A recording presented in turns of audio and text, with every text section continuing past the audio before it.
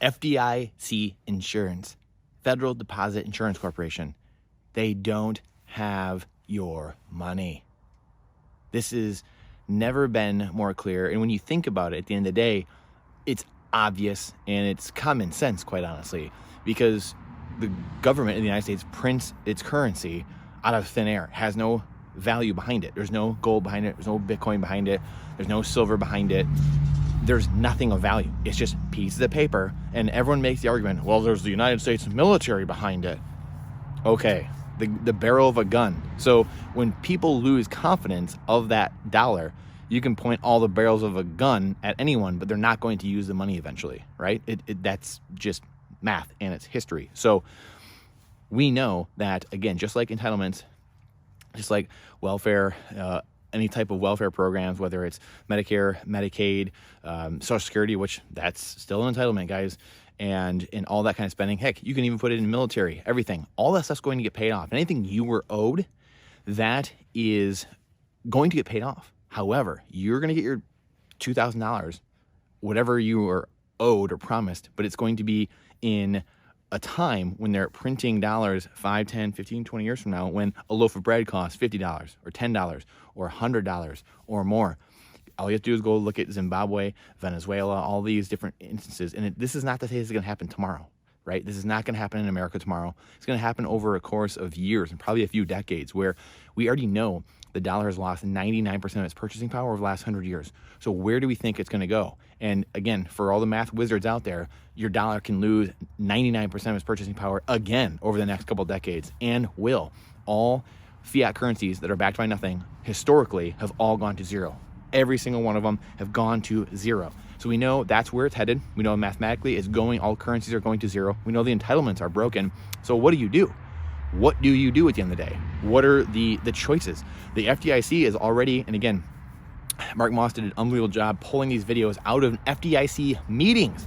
And we'll share these videos as well, because I screenshot them and recorded them because I wanted these. I'm going to be sharing these. This is remarkable what's going on. And then the people saying, again, this is not financial advice, this is nothing. This is just freedom advice. This is just common sense. Taking people at their own word. This is actual meetings saying, hey, we can't scare anybody. We don't want to run on the bank. So only certain people need to know. It's really important. I mean, it's a little bit conflicted, right? I mean, it's important that people understand they can be bailed in, but you don't want a huge run on the institution. But they're going to be. People need to know, but I don't think you have much hope of reaching a public that doesn't have a professional need to know. I completely agree with that. I almost think you'd scare the public if you put this out. Like, why are they telling me this? Should I be concerned about my bank? Like, my insurance company doesn't tell me what they're doing with my assets if they just assume they're going to pay my claim. Right? I think you've got to think of the unintended consequences of taking a public that has more full faith and confidence in the banking system than maybe people in this room do.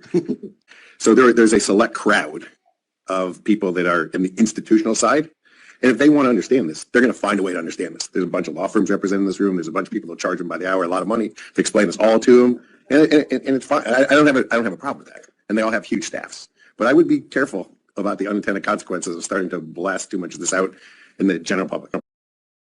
Guys, this isn't your money. Once you give it to a bank, it's not your money anymore. They're talking bail-ins. What happened in Cyprus 10 years ago. This is going to happen again. They're already planning it. This is what we've been talking about for years. The last 10 years. This is what I've been preparing for the last 12 years. I've been preparing for these moments, trying to get as many people in my family, my friends, all the people around me prepared to what is going on. This is why buying assets are so important. Having diversification, not just in one asset class. Most people say, oh, I'm diversified, Brandon. I have a bunch of different stocks and bonds and ETFs. Well, how has that worked out the last year? Absolutely destroyed. The worst year ever for the 60-40 portfolio, because that time has passed. If you wanted true wealth and diversification and true freedom, you don't put all of your wealth inside one asset class. You have to diversify in times of craziness to balance and buoy your portfolio, because none of us know what's going to happen. And yes, there's the Andrew Carnegie quotes, and Warren Buffett, put all your eggs in one basket and monitor it closely. Yes, there's something to that. However, to be the average person, they're not going to monitor it, right? The average person doesn't have time nor the ability to just sit there and monitor one thing. So at the end of the day, they have to be diversified. So diversification, though, is the term that people use in the Wall Street uses to tell you, well, you got to be diversified, but just in stocks and bonds, just in the paper asset portfolio, just, maybe some type of ETFs or, 401ks, pensions, whatever. That's not, CDs, money market funds. That's all the same class. You need to be in real estate. You need to be in commodities. You need to be in business. You need to be in paper, and you need to be in Bitcoin now. That is the fifth asset class. You need to have a well-rounded portfolio. You need to have some cash on the side, which technically is paper as well. But you need to have some short-term cash over the next 12 months or so, because it's going to get real dicey out there, and we need some dry powder to go scoop up great deals and just live day to day, quite honestly. So the FDIC is saying you are going to get bailed in. We can't scare people.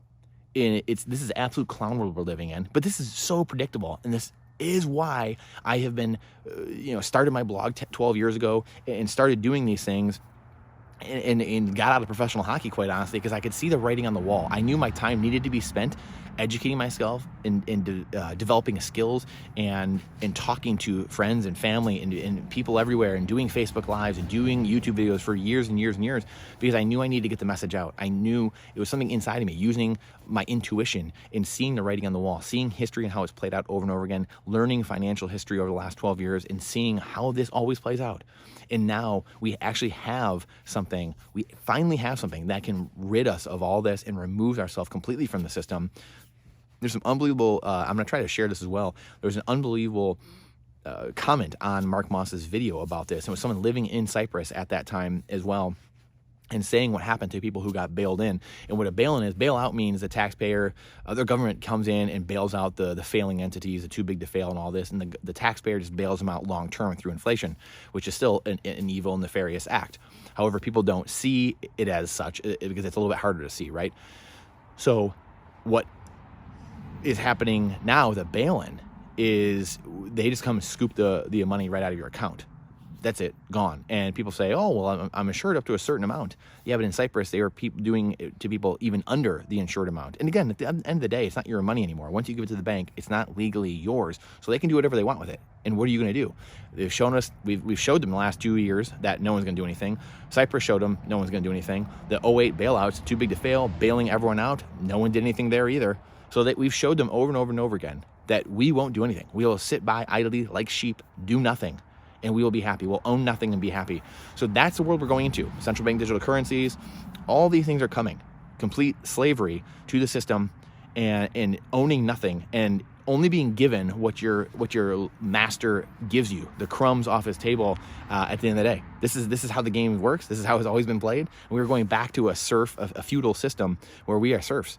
And never in history have the overlords had such power and technology to entrap the people that they are lording over. So this is why this is so important, is because we have the tools, we have the abilities, we have the ability to get food storage. The gentleman, I believe the gentleman from the Cyprus comment in there talked about what was important. He said even gold and silver didn't work because people couldn't trade it for the cash at the time, which again, I'm sure you'd be able to find people that trade gold and silver, but again, it just shows you he said you had to be, the things he learned were get your food storage up, have cash invested in different assets, have, some cash on hand and spread around.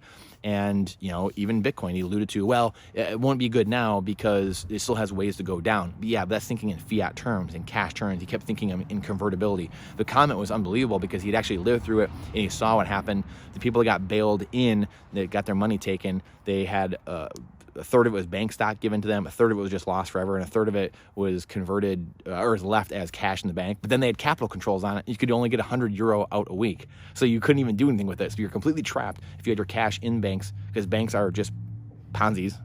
This is, sorry if this is a newsflash for somebody, but banks are just Ponzi schemes.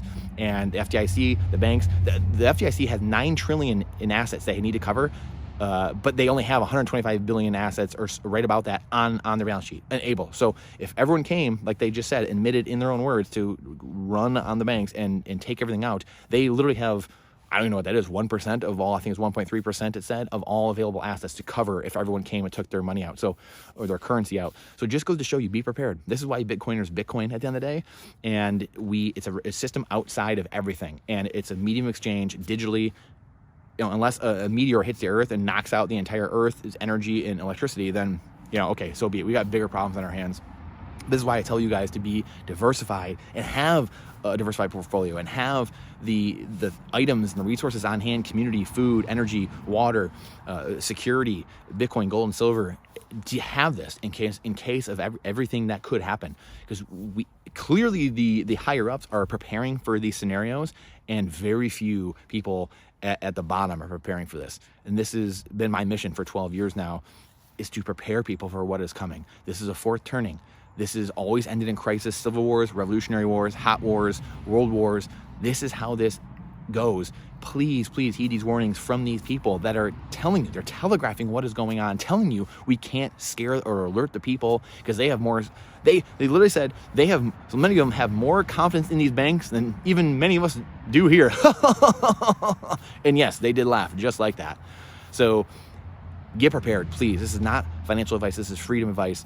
I beg of you, if you like these videos, please like and subscribe to this channel, to our blog. Again, find me on Twitter at Brandon_Gentili. Please share them. If you don't like them, please let me know why you don't like them, what else you would like to see.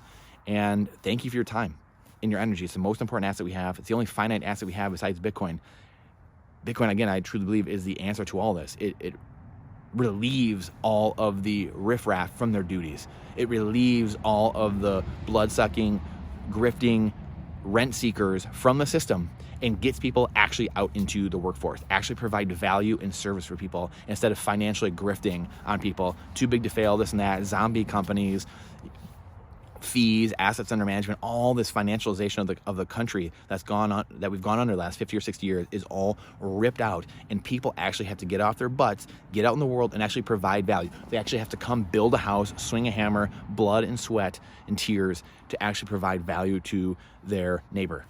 That's the time we're going into. Please get prepared. I beg of you, please. Let me know, again, what you like. Please share it, like it, subscribe. And I appreciate, like I said, your time, because it's the most important asset we have. It's the only finite asset we have aside from Bitcoin. Bitcoin is time, and time is Bitcoin. So please make the fair trade for yourself. And also, this is another alarm, another warning as to why you need assets outside of the traditional legacy sinking system. Thank you. We'll see you on the next one.